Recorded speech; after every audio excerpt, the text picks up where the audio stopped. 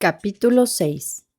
Nuestra existencia simultánea en dos reinos que se interpenetran. No existimos solo en el universo físico tridimensional, sino también simultáneamente en el energiverso bidimensional. El energiverso interpenetra constante e invisiblemente el universo físico en cada punto. Estos reinos celestiales, vibrantes y trascendentes, solo están figuradamente arriba de las burdas vibraciones de la tierra de abajo. De hecho, están superpuestos unos a la otra. Paramahansa Yogananda, maestro de yoga. No solo existimos de forma simultánea en ambos reinos, sino que hay entre ellos una relación dinámica continua por la que el universo físico es inseparable del energiverso. Lo que esto significa para nosotros como individuos es que no solo habitamos a la vez en ambos reinos, sino que nuestro cuerpo físico es inseparable de nuestro cuerpo energético. Nuestro cuerpo físico, como el universo, está interpenetrado en todos sus puntos por las fuerzas del energiverso ocultas a nuestros sentidos. Nuestro cuerpo físico, como el universo, es una proyección holográfica de altísima resolución.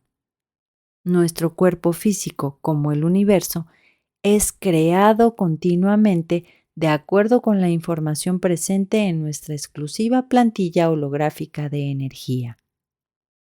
Los santos, los sabios y personas que han vivido experiencias cercanas a la muerte nos dicen que cada uno tenemos nuestra personal plantilla holográfica de energía o cuerpo energético.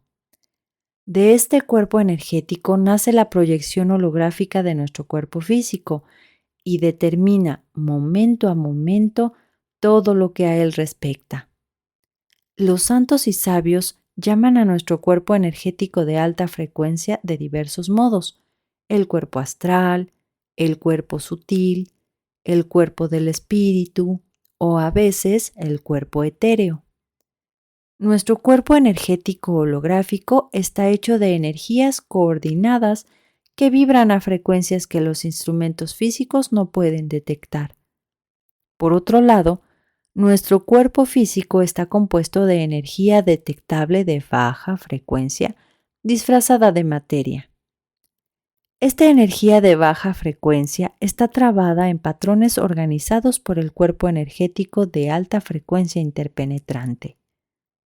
No podemos percibir con los 5 sentidos la sutil energía interpenetrante, pero, en un grado u otro, todos somos conscientes de ella. Las tradiciones religiosas experienciales del mundo, del yoga al sufismo, el cristianismo, el tai chi, llaman a estas energías sutiles fuerza vital. La abundancia de fuerza vital nos pone alas en los pies y una sonrisa en la cara. Hormiguea por todo nuestro cuerpo cuando nos sentimos dichosos y nos oprime el estómago cuando estamos estresados. Nos caldea el corazón cuando amamos y nos tensa el cuerpo cuando tenemos miedo. Nos provoca un subidón cuando estamos ilusionados o inspirados y nos abate cuando estamos cansados o deprimidos. Hace que el corazón siga latiendo, que los pulmones sigan respirando y que la digestión siga actuando, y estimula los miles de procesos que tienen lugar en nuestros billones de células. Sin saber exactamente cómo, todos somos conscientes de la presencia de la fuerza vital que hay en nuestro interior. Trabajar con la fuerza vital es la base de muchos sistemas de sanación alternativos. Existen muchas prácticas conocidas y comúnmente aceptadas, como la quiropráctica en Occidente y la acupuntura en Oriente, que atribuyen su capacidad de mejorar la salud a la liberación o el desbloqueo de la fuerza vital. Aunque la clase dirigente médica a veces aún los menosprecie, estos métodos alternativos son tan efectivos que muchas pólizas de seguro los cubren. Es difícil discutir los resultados. La acupuntura se ha verificado clínicamente muchas veces y ha demostrado ser tan efectiva, o más, que muchos tratamientos médicos convencionales para las migrañas, el dolor lumbar, la osteoartritis y la artritis reumatoide, por nombrar solo unas pocas dolencias. Las artes marciales, en su máxima expresión, también trabajan con la fuerza vital de la persona. Famosos por sus increíbles proezas marciales son los monjes del monasterio de Shaolin de China. Parten ladrillos con un golpe de mano. Rompen con un golpe de mano un determinado ladrillo de una pila. Empujan con el pecho la punta de una espada con tanta fuerza que ésta se dobla por la mitad. Presionan 2 lanzas contra su garganta sin que ello les ocasione ninguna herida o son izados sobre las puntas de 3 o 4 lanzas sin que se les rasgue la piel.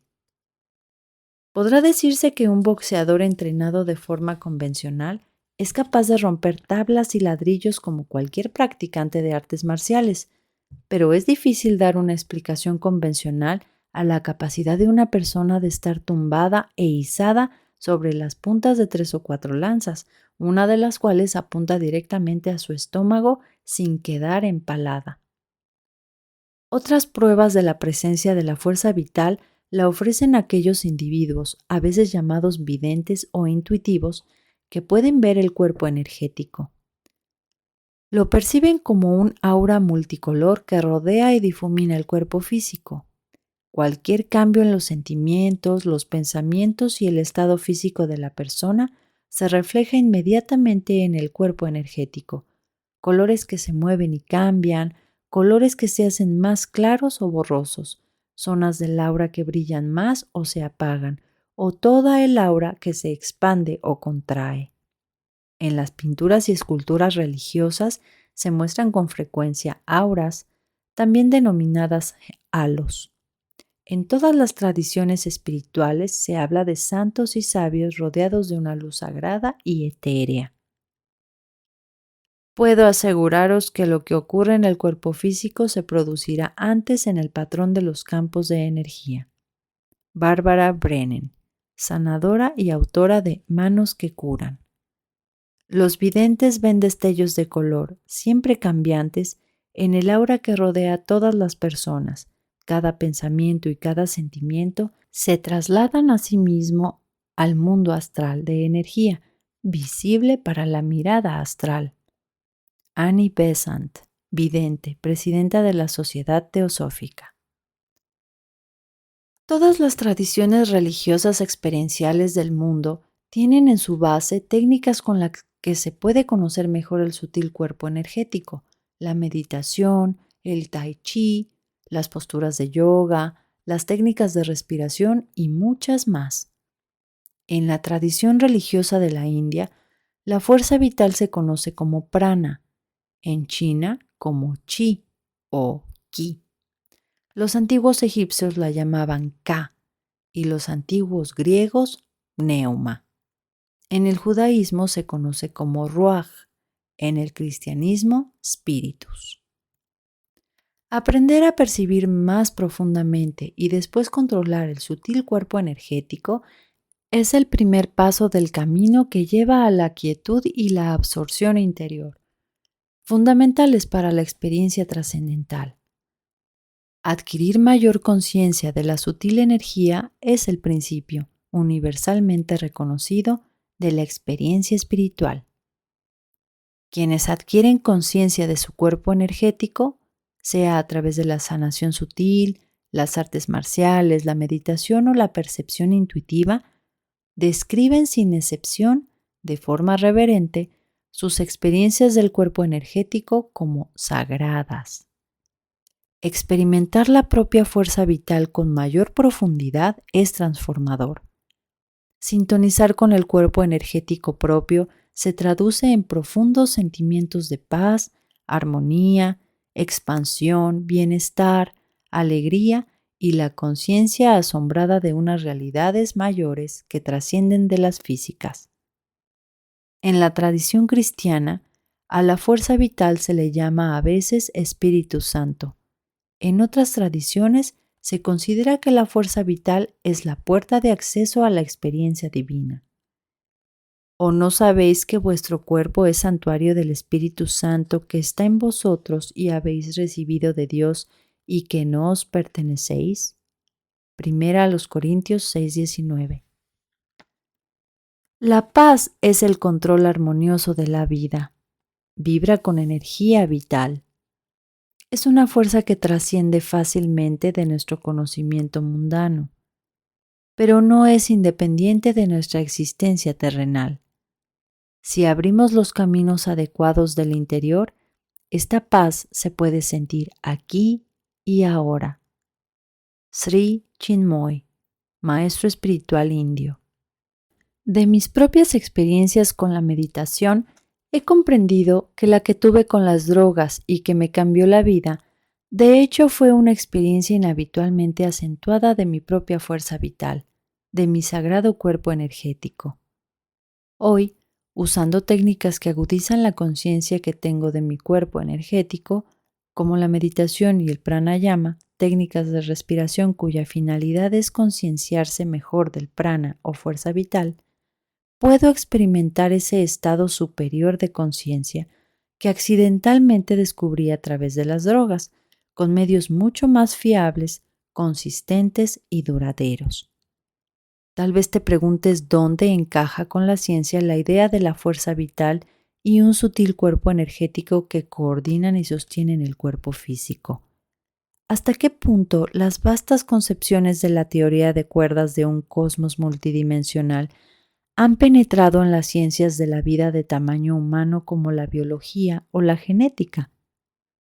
La respuesta corta es escasamente.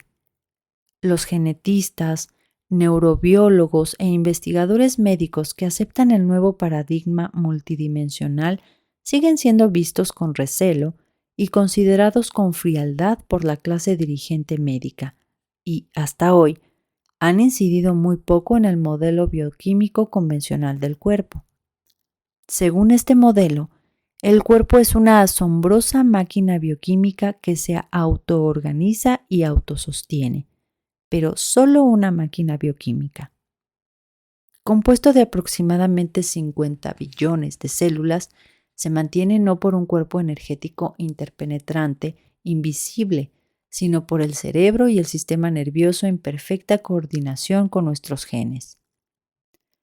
Este modelo afirma que todos los procesos corporales, desde el movimiento voluntario hasta los complejos procesos de la circulación, la digestión, la asimilación, la evacuación, la respiración, el crecimiento y la sanación, están influidos exclusivamente por señales electromagnéticas que corren por nuestro sistema nervioso y por mensajeros bioquímicos que fluyen a través del sistema circulatorio, pero que los procesos vitales y autoorganizados fundamentales están dispuestos por instrucciones preprogramadas codificadas en el ADN que compone los genes que se encuentran en el núcleo de todas las células.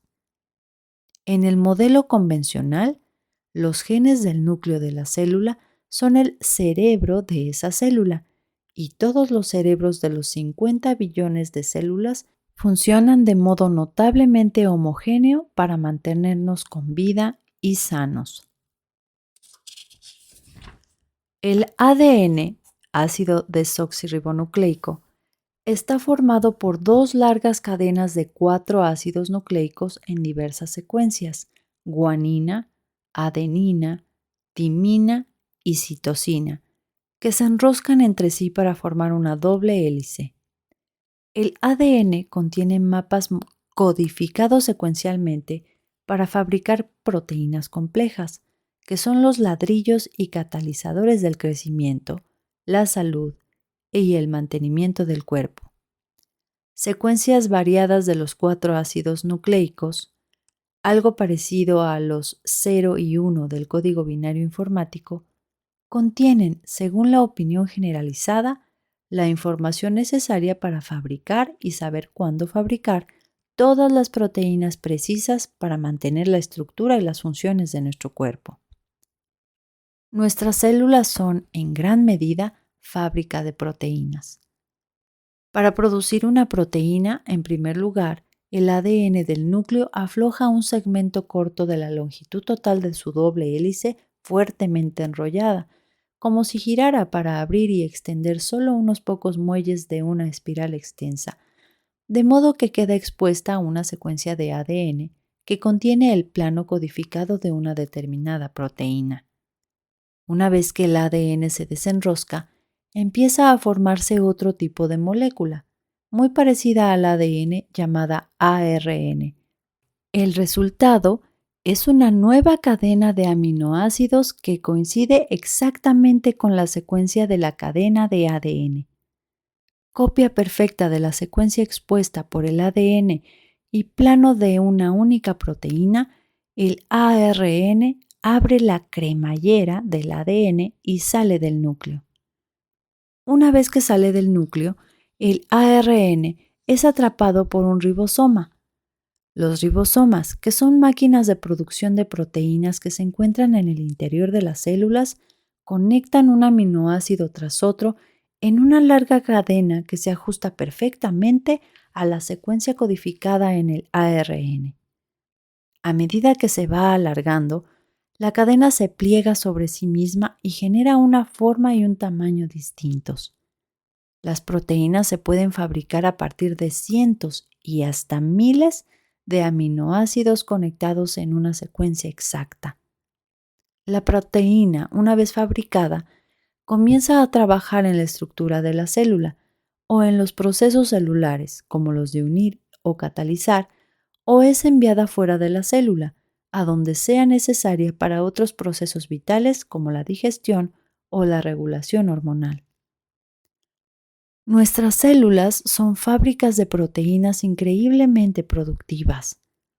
En escasos segundos, cada ribosoma produce una molécula de proteína que contiene varios miles de aminoácidos. Cada célula de nuestro cuerpo puede fabricar cientos de miles, incluso millones, de moléculas de proteína en un solo día y, teóricamente, cada célula es capaz de producir cada uno de los 20 millones de proteínas diferentes codificadas en el ADN humano. La mayoría de los microbiólogos y genetistas coinciden en que el ADN no solo contiene todos los mapas de todas las proteínas que el cuerpo necesita, sino que además toda la información que un organismo requiere para crecer y mantenerse, es decir, toda la información que determina cuándo y con qué combinaciones fabricar proteínas específicas, también está contenida en nuestro ADN. Según esta idea, el ADN de todas las células está codificado como el disco duro de un ordenador para regular las proteínas que se necesitan y cuándo se necesitan. Desde que la vida empieza en el útero hasta que termina en la muerte, toda la interacción bioquímica infinitesimalmente pequeña está predeterminada y preprogramada en nuestro ADN.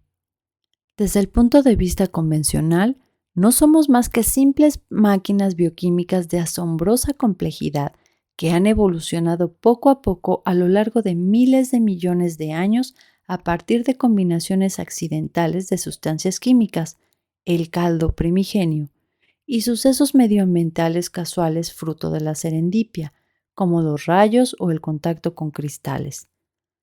Se considera que la inteligencia es un subproducto fortuito de la evolución.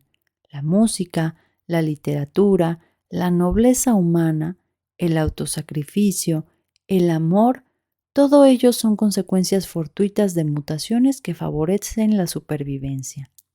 Según este modelo, el materialismo científico explica perfectamente todo. No necesitamos rarezas ni modelos de un cuerpo energético holográfico. Muchas gracias. ¿Para qué sería necesaria una fuerza vital?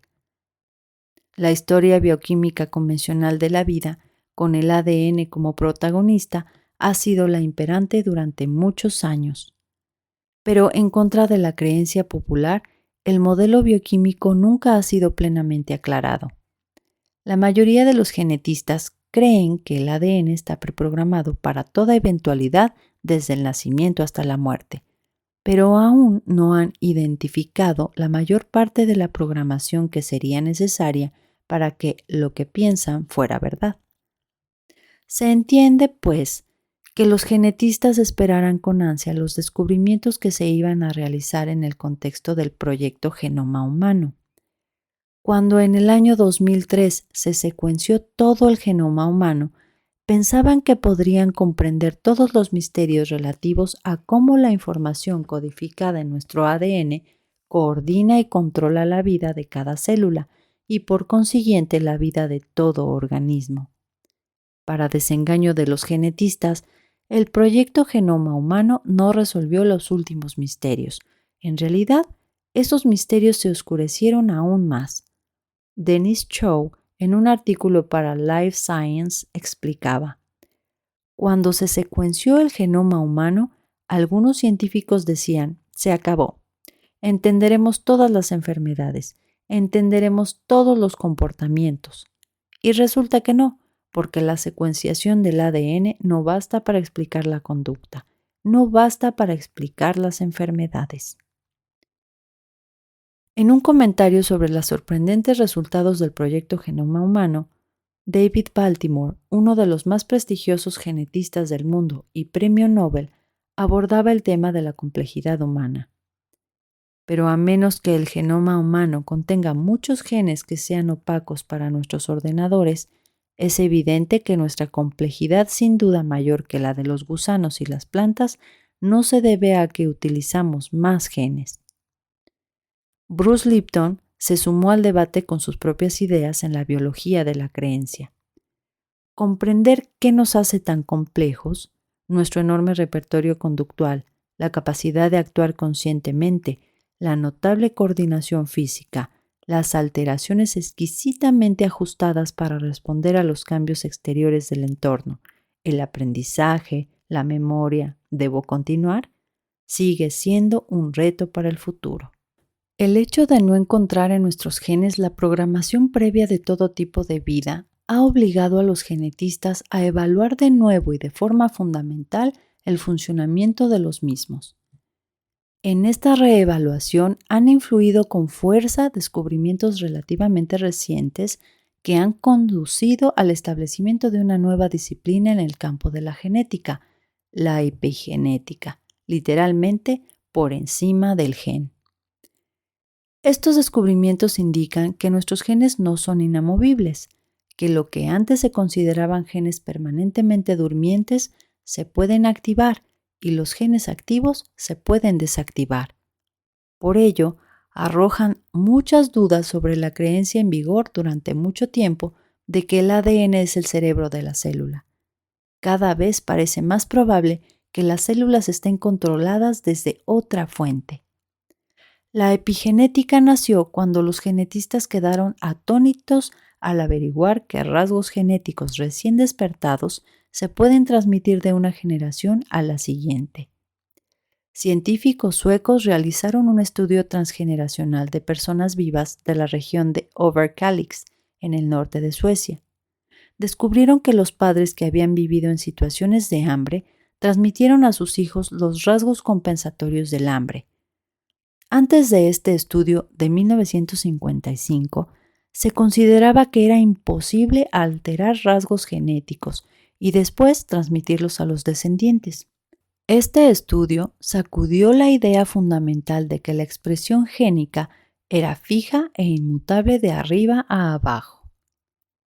Otra de las consecuencias de la secuenciación completa del genoma humano fue el descubrimiento de que no hay suficientes genes productores de proteínas para fabricar los 20 millones de estas que sabemos que produce el cuerpo humano. Durante la secuenciación del genoma humano, quedó demostrado que solo tenemos entre 20.000 y 25.000 genes productores de proteínas, es decir, muchos menos de los necesarios si cada gen solo pudiera producir una proteína. Esta realidad llevó a considerar que la verdadera expresión génica de un determinado gen puede variar enormemente. Hoy sabemos que todos los genes productores de proteínas pueden producir muchas proteínas diferentes. Hace ya cierto tiempo que se cree que, de todos los genes de nuestro ADN, solo están activos entre aproximadamente el 1, 5 y el 2%. Los demás están permanentemente durmientes. En el modelo convencional, existe la creencia de que los genes inactivos restantes son lo que queda de un largo proceso evolutivo y han dejado de sernos útiles en nuestro actual estado evolutivo.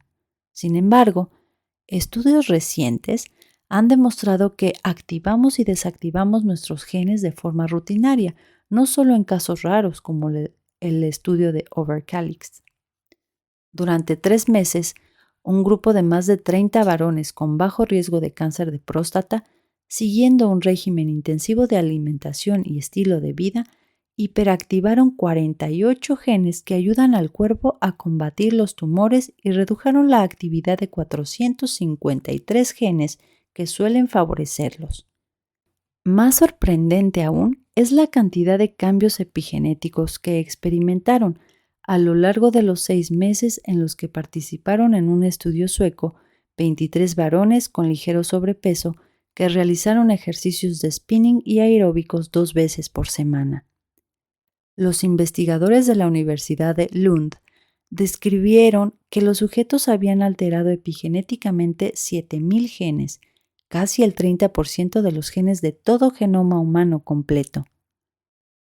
Por estos y otros estudios, hoy sabemos que los cambios medioambientales, conductuales, mentales y emocionales pueden activar miles de genes que antes se consideraban permanentemente durmientes o desactivar otros antes considerados permanentemente activos. El nuevo paradigma que emerge de estos diversos estudios genéticos y epigenéticos es que de un conjunto de mapas genéticos pueden derivar muchos resultados diferentes. Hermanos gemelos que nacen con las mismas partes de su ADN activadas, al final de su vida pueden tener activadas partes de su ADN muy distintas. Nuestros genes no tienen un destino inevitable, preprogramado y rígidamente codificado, sino que influencias exteriores como las conductas y hasta lo que pensamos y sentimos pueden alterar sustancialmente la activación de los genes y su expresión. Es imposible conciliar las nuevas pruebas de la expresión génica flexible con la idea de que el ADN es el cerebro preprogramado de la célula.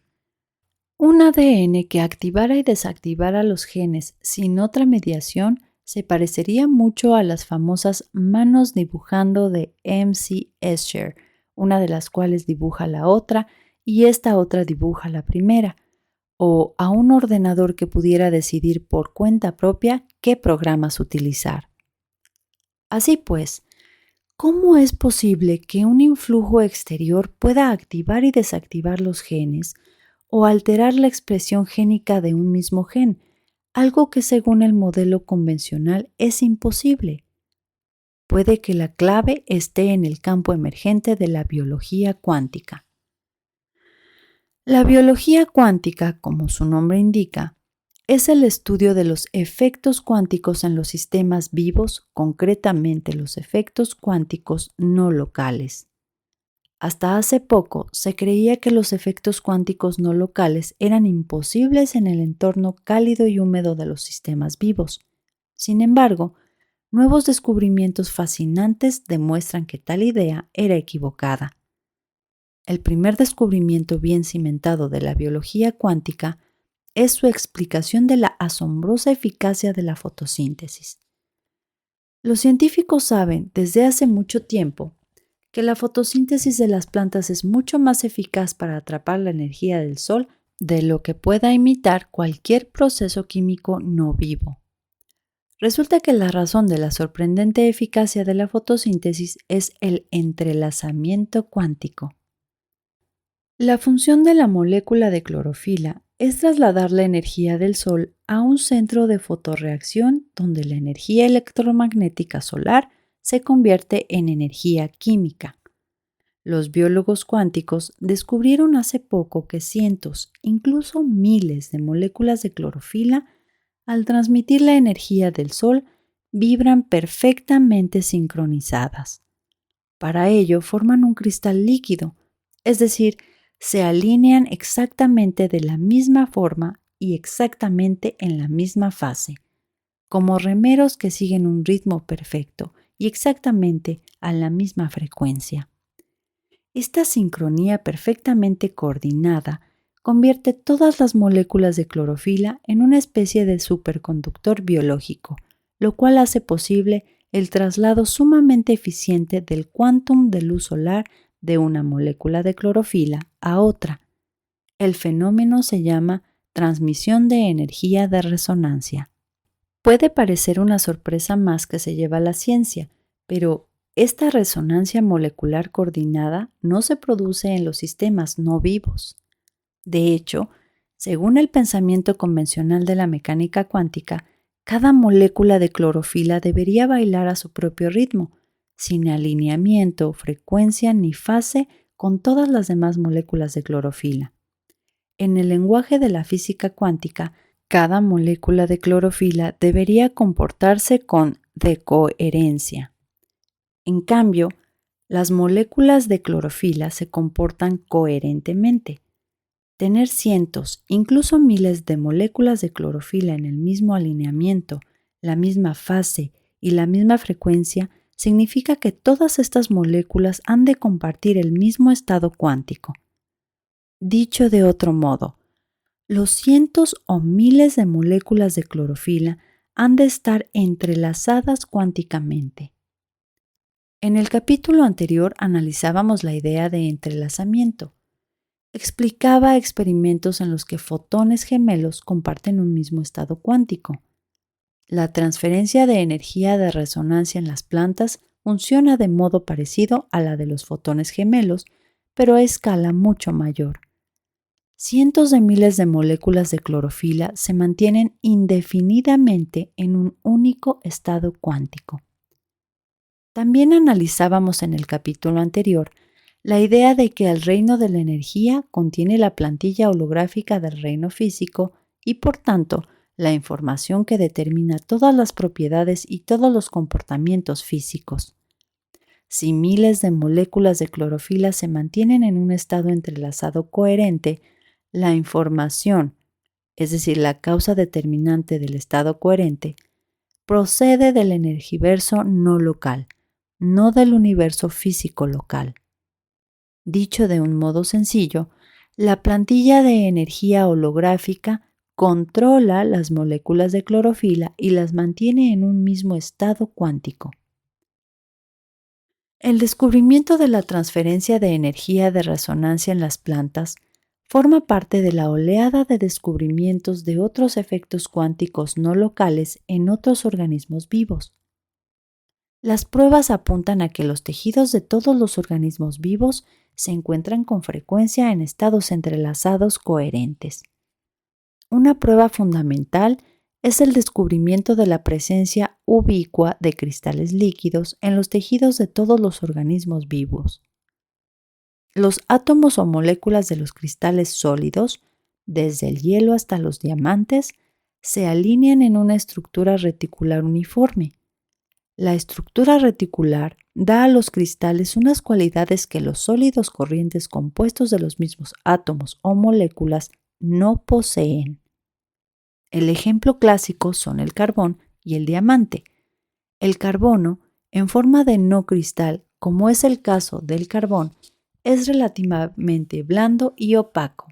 En cambio, en forma cristalina, como en el diamante, es translúcido y extremadamente duro.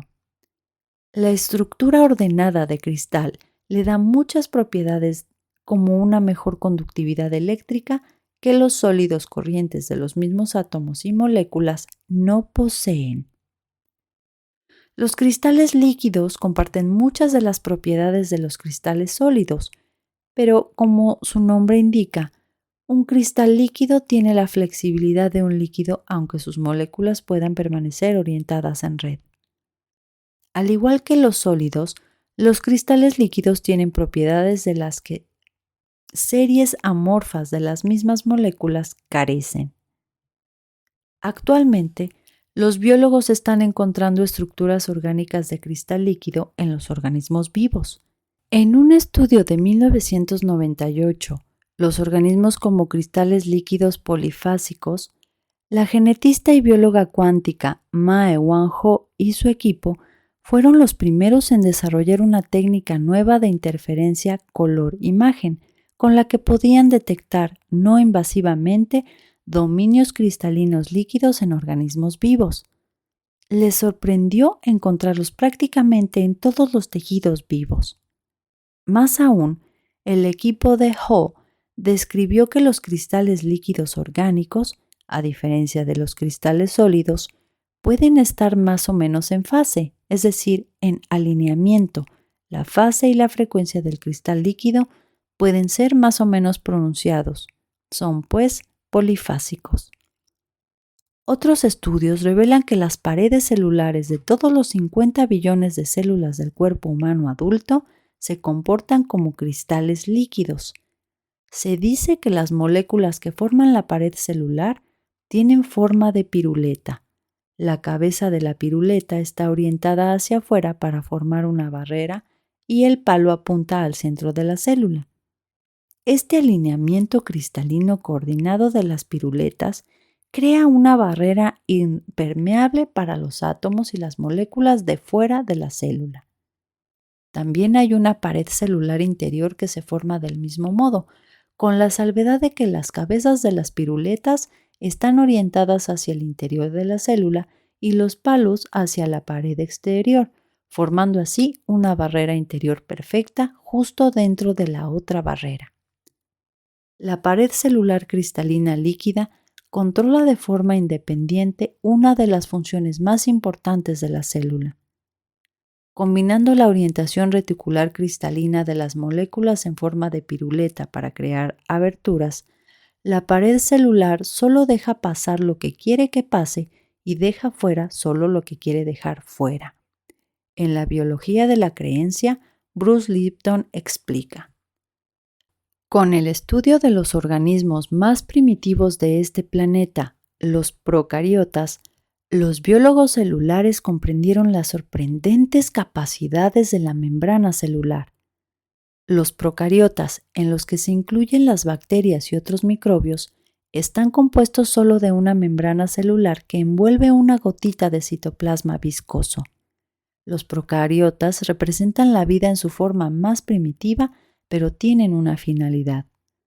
La bacteria no rebota por su mundo como una bola de pinball. La bacteria realiza los procesos fisiológicos básicos de la vida como otras células más complejas. La bacteria come, digiere, respira, excreta materia residual y hasta muestra procesamientos neurológicos. Puede sentir dónde está el alimento e impulsarse hacia ese punto. Asimismo, puede reconocer las toxinas y los depredadores y efectuar a propósito maniobras de huida para salvar la vida. En otras palabras, los procariotas demuestran inteligencia. ¿Y qué estructura de la célula procariota le da su inteligencia? El citoplasma de los procariotas no tiene orgánulos evidentes, como el núcleo y las mitocondrias que se encuentran en células eucariotas más avanzadas. La única estructura celular organizada que se puede considerar candidata a cerebro del procariota es su membrana celular. Otra confirmación de la presencia ubicua de cristales líquidos en el cuerpo se basa en el descubrimiento que el embriólogo ruso Alexander Gurevich hizo en 1920. Descubrió que nuestros cuerpos emiten fotones muy débiles llamados biofotones, algo ampliamente aceptado. En la pasada década de los 70, Fritz Albert Popp e investigadores de la Universidad de Marburgo, en Alemania, y posteriormente del Instituto de Investigaciones Celulares Bioquímicas y Biofísicas, también en Alemania, aplicaron el descubrimiento de Gurevich al estudio de la estructura cristalina del cuerpo humano.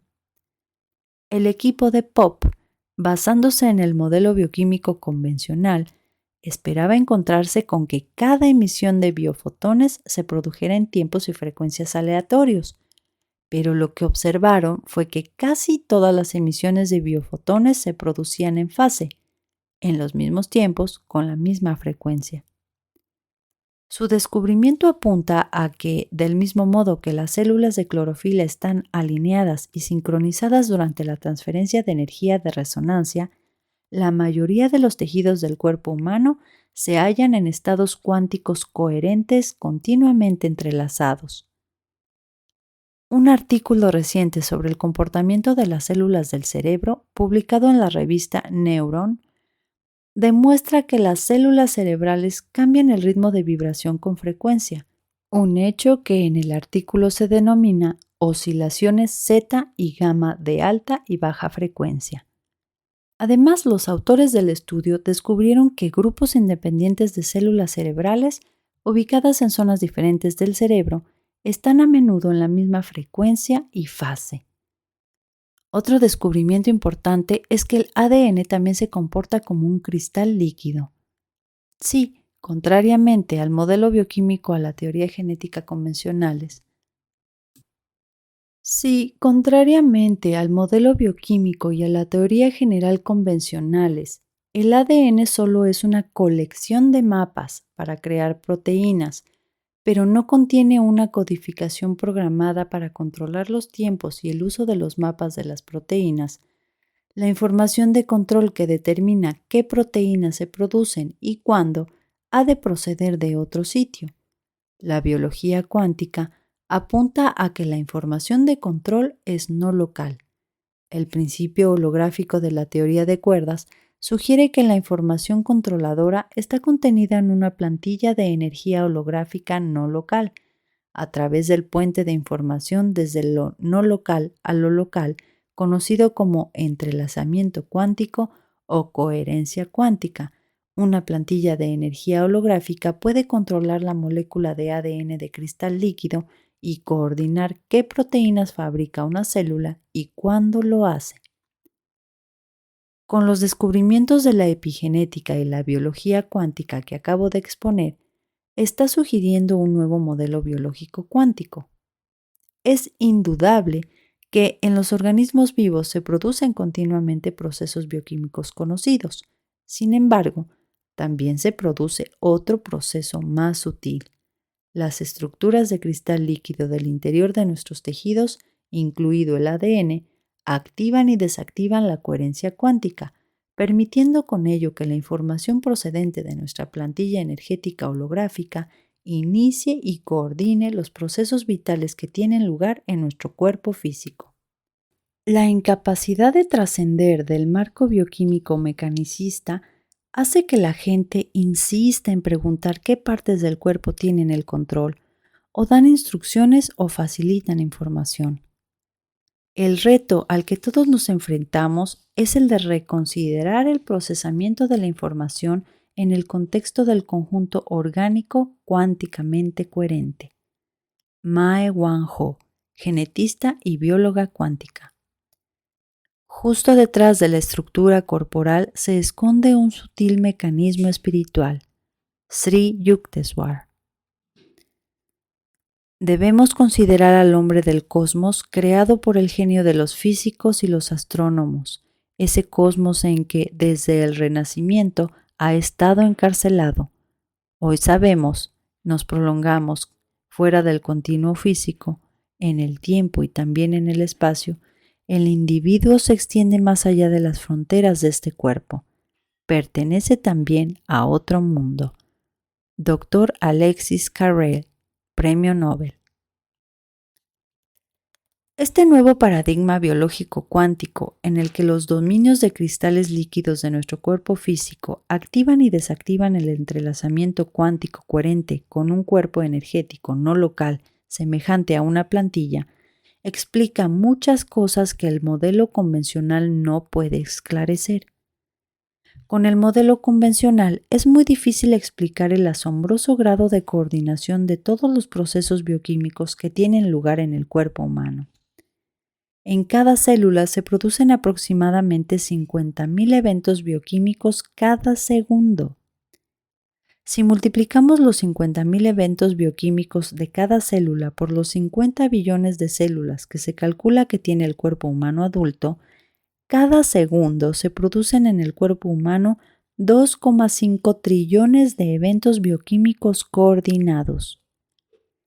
Ante la improbabilidad de que el ADN sea el cerebro preprogramado de la célula, Toda la coordinación de esta enorme complejidad debería recaer, según el modelo biomecánico convencional, en el cerebro y el sistema nervioso. Sin embargo, por muy complejos que sean uno y otro, no son lo suficientemente rápidos ni vastos para ejercer el control de esos 2,5 trillones de eventos por segundo.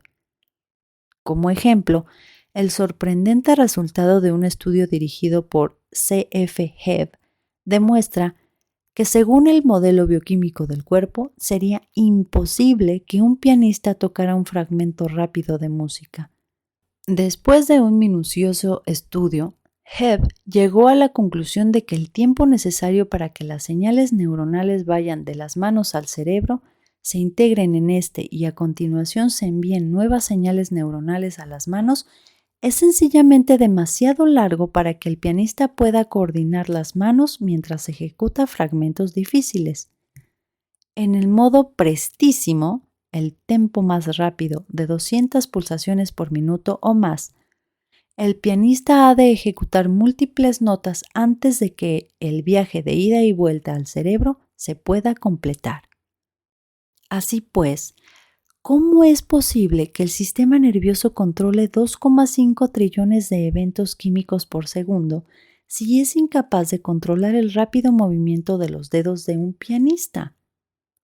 Si, por el contrario, la coordinación se llevara a cabo a través de los tejidos de nuestro cuerpo mientras se encuentran en estados coherentes entrelazados, las señales se moverían de forma instantánea por el reino esencialmente carente de distancias y no local que interpenetra nuestro cuerpo. El modelo bioquímico no cuántico convencional tiene otro problema importante. No puede explicar los cambios físicos rápidos, casi instantáneos, que se producen en el cuerpo humano. De todos los argumentos que avalan la presencia de un cuerpo energético holográfico entrelazado, es posible que el cambio fisiológico instantáneo sea el más convincente. Y la fuerza de las pruebas del cambio fisiológico instantáneo, como veíamos en el capítulo 1, reside en los estudios llevados a cabo con personas aquejadas del trastorno de personalidad múltiple. Se ha observado que estas personas en condiciones clínicas controladas muestran cambios fisiológicos con una rapidez asombrosa. El trastorno de personalidad múltiple hace que quien lo padece manifieste muchas personalidades diferentes. Cada personalidad es distinta. Cada una tiene características y tendencias particulares. Algunas corresponden a niños pequeños, aunque se trate de un paciente adulto. Las diferentes personalidades suelen responder a nombres distintos. Algunas tienen un talento especial, como el de tocar un instrumento musical que otras personalidades no saben tocar. Incluso saben hablar lenguas extranjeras que otras son incapaces de hablar. Menos conocido es que cada personalidad experimenta cambios fisiológicos distintos, algunos de ellos espectaculares, al pasar en un tiempo que va de pocos segundos a unos minutos de una personalidad a la siguiente. El Dr. Philip M. Kunz, que reunió los resultados de más de 50 estudios sobre los cambios fisiológicos experimentados por personas que padecían el trastorno de personalidad múltiple, documenta que los rápidos cambios fisiológicos de quienes padecen este trastorno se han evaluado utilizando aparatos y técnicas médicos modernos, entre ellos el electroencefalograma, los potenciales evocados visuales, las respuestas galvánicas de la piel, la electromiografía, la monitorización regional del flujo sanguíneo cerebral, el análisis espectral de la voz, el mapeo de la actividad eléctrica del cerebro y el electrocardiograma. Las mediciones realizadas con estos instrumentos, así como los métodos observacionales sistemáticos, certifican sin lugar a dudas que cuando una personalidad cambia a otra, efectivamente se producen alteraciones que después se desvanecen. En otras palabras, lo que vamos a ver a continuación es incuestionable. Está bien documentado y fue analizado utilizando sofisticados instrumentos científicos. El análisis espectral de la voz revela la huella de voz exclusiva de cada individuo. Ni siquiera los más hábiles humoristas que puedan imitar a la perfección la voz de muchas personas conocidas son capaces de escapar del análisis espectral de la voz. Su huella de voz subyacente sigue inmutable, cualquiera que sea la persona a la que imiten, como el actor que representa muchos papeles, pero siempre tiene las mismas huellas dactilares. Por otro lado, se ha observado repetidamente que los pacientes de trastorno de personalidad múltiple en condiciones clínicas controladas muestran cambios fisiológicos increíblemente rápidos, algo que para el modelo bioquímico convencional es imposible. Según este modelo, los genes determinan la estructura que da origen a nuestra exclusiva huella de voz. Dicho modelo argumenta que, para que cada personalidad tenga su propia huella de voz, cada una de ellas debería estar manifestando una expresión génica única, quizás incluso unos genes únicos. Y se ha observado que las personalidades del trastorno de personalidad múltiple escriben con distinta mano, es decir, con la derecha o la izquierda. La idea convencional es que el hecho de ser zurdo o diestro está determinado genéticamente.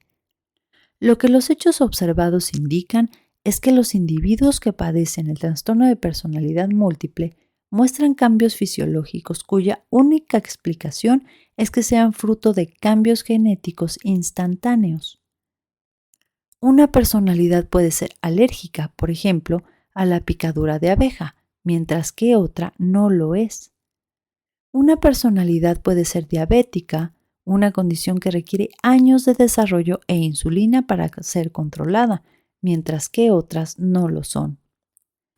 Y como veíamos en el capítulo 1, cada personalidad del trastorno de personalidad múltiple puede tener distintas características visuales. Los oftalmólogos han analizado detenidamente a personas con trastorno de personalidad múltiple sirviéndose de la refracción, evaluación de los errores de refracción o astigmatismo, la agudeza visual, medición de la capacidad visual, por ejemplo, una visión 20/20, la tensión ocular, medición de la presión intraocular, la queratometría, medición de la curva de la córnea, y la visión del color, medición de la precisión en la detección de colores. En un estudio, un paciente de trastorno de personalidad múltiple pasó por 10 personalidades distintas en menos de una hora. Se dispuso de un oftalmólogo para realizar una serie exhaustiva de mediciones para cada personalidad. Una vez examinados los resultados, se descubrió que los ojos de cada una de las 10 personalidades tenían características visuales significativamente distintas de las del resto. Estos no son los cambios fisiológicos normales que pueden experimentar los ojos de cualquiera a lo largo de un determinado periodo, por largo que sea. Es como si los ojos de cada personalidad pertenecieran a un cuerpo completamente distinto.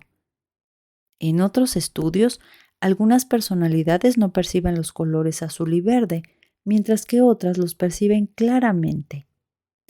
Una personalidad tiene astigmatismo y las otras no. Incluso una personalidad tiene el iris de un color distinto del de las demás. Un paciente de trastorno de personalidad múltiple mostraba pinchazos en el brazo solo cuando aparecía la personalidad que creía que era drogadicta, aunque no se había inyectado droga alguna. Con la ida y venida de personalidades, aparecen y desaparecen salpullidos, verrugas, cicatrices y otras características en la piel. Una personalidad de un joven reaccionaba a la hiedra venenosa, incluso con ampollas llenas de líquido en la piel. Al pasar a otra personalidad, las ampollas desaparecían en pocos minutos. La sorprendente lista de anomalías fisiológicas que se encuentran entre las personas con trastorno de personalidad múltiple sigue y sigue, pero todos los fenómenos extraños e inusuales observados clínicamente tienen algo en común. Todas son imposibles, al menos según el modelo bioquímico convencional de cómo funciona nuestro cuerpo. La idea del cuerpo como una máquina biológica no ofrece ninguna explicación de cómo pudo producirse ninguno de estos fenómenos. Según el modelo convencional, ninguno de estos cambios debería haber podido producirse con la rapidez con que se produjeron. Muchos de ellos, como las distintas huellas de voz, el uso preferente de la mano derecha o la izquierda, la agudeza visual, la ceguera a determinados colores o el color del iris, no deberían haber tenido lugar de forma sucesiva en un cuerpo, y punto, porque requerirían la presencia de genes diferentes. ¿Cómo se pueden producir entonces estos cambios? El mundo visible es la organización invisible de la energía. Heinz Pagels, antiguo director ejecutivo de la Academia de Ciencias de Nueva York. Nuestro cuerpo, como el universo, es creado continuamente a partir de nuestro cuerpo energético holográfico semejante a una plantilla. El momento en que se produce el cambio en nuestro cuerpo energético holográfico es el momento en que se produce el cambio en la proyección holográfica que conocemos como nuestro cuerpo físico. Nuestros cuerpos físicos no son inamovibles, sino energía disfrazada de materia. Tampoco existen independientemente, son el resultado momento a momento de energías no locales que interactúan con nuestra plantilla energética holográfica bidimensional, cuyo resultado es el cuerpo físico tridimensional proyectado holográficamente. El modelo convencional de la máquina bioquímica del cuerpo no tiene forma de explicar cómo pueden producirse los cambios instantáneos. El paradigma biológico cuántico, por otro lado, en el que el cuerpo físico está entrelazado inseparablemente con un cuerpo energético holográfico interpenetrante, sí tiene una respuesta. Nuestro cuerpo físico es el resultado de la organización invisible de la energía.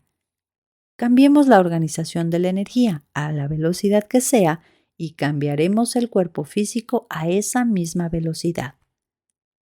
La idea científicamente asentada de que existimos simultáneamente en múltiples reinos hace mucho más que ofrecer un nuevo modelo para los seres vivos.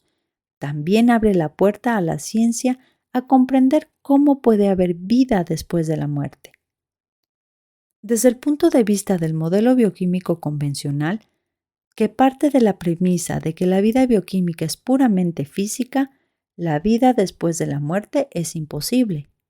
Desde la perspectiva del modelo biológico cuántico multidimensional, ya existimos en la vida posterior a la muerte. La muerte física es la retirada de la organización invisible de la energía del cuerpo físico. Cuando la influencia del cuerpo energético holográfico semejante a una plantilla cesa, el cuerpo físico pierde su coherencia entrelazada coordinada con su cuerpo energético holográfico. Desaparecida la coherencia, el cuerpo físico empieza a reaccionar a las fuerzas de la entropía, el orden se convierte en desorden, la energía pierde el equilibrio y se descompone en átomos y moléculas desprovistos de vida. Sin embargo, aunque el cuerpo físico deje de funcionar, nuestro cuerpo energético sigue existiendo. Imaginemos que el cuerpo físico es una marioneta hecha con un calcetín. Si sacamos la mano del calcetín, la marioneta muere, pero la mano que estaba dentro del calcetín sigue existiendo. Nuestro cuerpo energético no local interpenetrante es la mano que está dentro del calcetín dando forma a la marioneta. Lo que los santos, sabios y personas que han tenido experiencias cercanas a la muerte muestran es que cuando morimos dejamos de percibir a través de los detectores de baja frecuencia que conocemos como sentidos físicos. En su lugar, inmediatamente empezamos a percibir con medios más sutiles nuestro cuerpo energético de frecuencia superior en el energiverso. Poniendo como ejemplo la radio, esta aceleración se puede comparar a haber vivido siempre en una determinada frecuencia de radio y de repente aparece algo o alguien y cambia la sintonía. Este cambio nos coloca en una frecuencia distinta. La frecuencia original en la que antes vivíamos sigue existiendo, no ha cambiado. Todo es exactamente igual a como era. Solo nosotros hemos cambiado y nos aceleramos para poder entrar a la radiofrecuencia siguiente del dial. Con nuestra velocidad de vibración, nos ajustamos a nuestro particular punto del dial. Al morir cambiamos de frecuencia, sintonizamos de nuevo con la vida en otra longitud de onda. Seguimos siendo un punto del dial, pero avanzamos o retrocedemos una o dos muescas. Cuando fallecemos no morimos, cambiamos nuestra conciencia y la velocidad de vibración. Esto es la muerte, un cambio. P.M.H. Atwater, protagonista de una experiencia cercana a la muerte, investigadora de estas experiencias y autora de Retorno de la muerte. Hay muchos reinos que ocupan el mismo espacio que el reino físico, como cajas dentro de otras cajas. El reino físico no es más que una de las cajas del conjunto jerárquico de cajas. Esto significa que en este mismo momento ya estamos realmente en la llamada vida posterior a la muerte. Kevin Williams, investigador de las experiencias cercanas a la muerte y autor de Nothing Better Than Death. Nunca había pensado que pudieran existir cosas como las realidades coexistentes. Nunca imaginé que pudiera haber reinos concurrentes. Me di cuenta de que en la vida la muerte no es más que el otro lado de una puerta para lo que no podía ver normalmente. Así, también en la muerte, la vida y la tierra de los vivos estaban al otro lado de un velo muy fino. Lynn Claire Dennis, autora de The Pattern. Nuestro cuerpo físico está controlado, sostenido y creado momento a momento por nuestro cuerpo energético. El entrelazamiento cuántico del cuerpo energético con nuestros tejidos de cristal líquido es el puente por el que la información holográfica contenida en nuestro cuerpo energético transita hacia el cuerpo físico. El ADN solo es un conjunto de mapas. La decisión de qué proteína fabricar no se comunica desde un código predeterminado del ADN, sino desde el holograma del cuerpo energético al cuerpo físico. El cambio fisiológico instantáneo es posible porque la ilusión lumínica de nuestro cuerpo es energía disfrazada de materia. Cambiemos la organización a la velocidad que sea y el cuerpo físico cambiará a la misma velocidad. Ya habitamos en nuestro cuerpo energético, sentimos e interactuamos con él continuamente, no solo cuando morimos.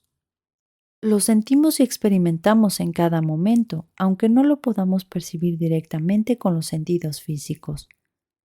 El cuerpo energético es la fuente de nuestra energía vital, nuestros sentimientos, nuestras preferencias, nuestros rechazos y nuestras motivaciones. El cuerpo energético es la fuente de la mayor parte de lo que pensamos y lo que nos consideramos. Está en nosotros de forma continua, sólida e integral.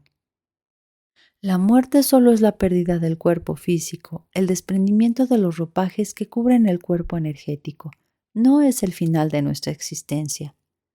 Cuando el cuerpo físico muere, nos adaptamos a la conciencia exclusiva de nuestro cuerpo energético.